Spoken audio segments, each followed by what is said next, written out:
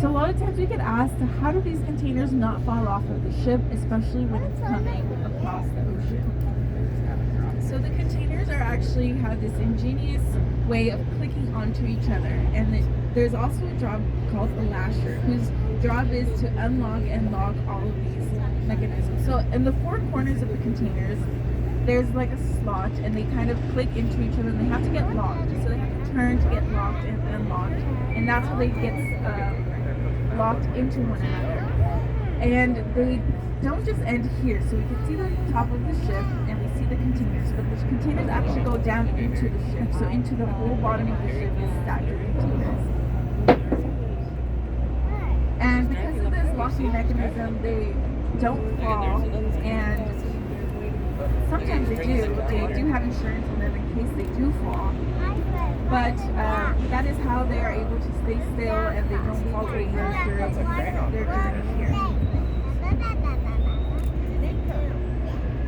And so the lasher's job is really, really important to make sure they're all locked so they don't fall, and then make sure they are all unlocked when it comes time to unloading them. Because if they forget just one of them, you can imagine the crane picking up one of the containers. It's going to still be attached in that one corner to the second container, and it's going to pick up and drag that second one, and it could damage the container, it could cause accidents, and it's very dangerous. Mm-hmm. See a sea lion in front of the ship?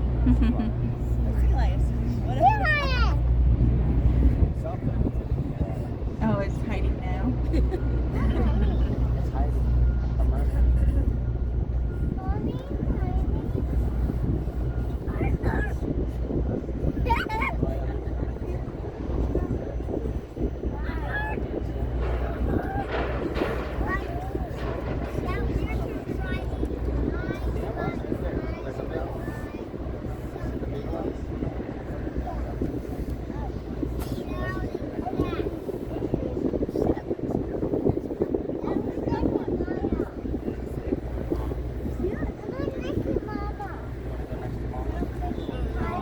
There it goes. It's coming back out.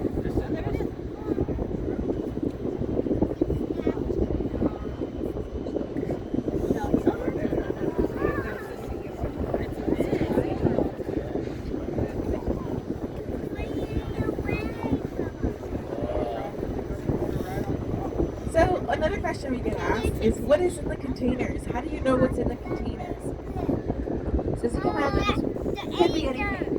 So we also have a different type of container called a reefer, and those have what looks like an EC attachment to the side. So if you look at some containers on our trip here today, you might be able to see one. They kind of look like they have an EC unit attached to it, and those are refrigerated containers, and so sometimes they even carry two. Now the shipping companies do have to declare what is in the containers, and have to have a whole document in them. But as I mentioned, just last year we moved over 5 million containers. It's impossible to inspect every single container. So we do have Customs and Border Patrol that works here, and they do randomly check containers to make sure that they are carrying what is contained.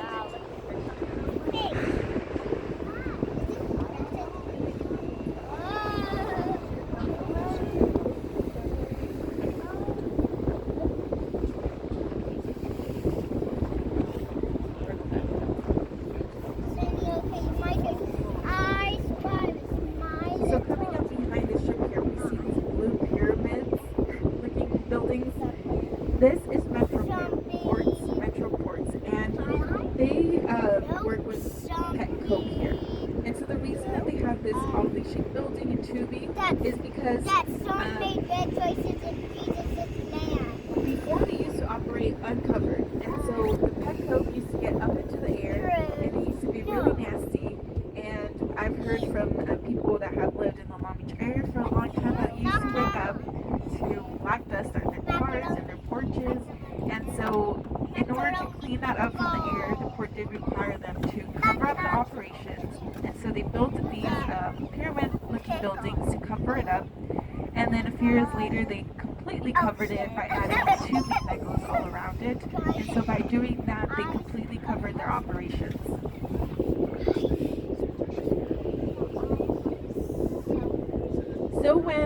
don't fit into a container, right? The container is 40 feet. Sometimes things are oddly shaped. They're not going to fit into a standard size container. Then it becomes break bulk.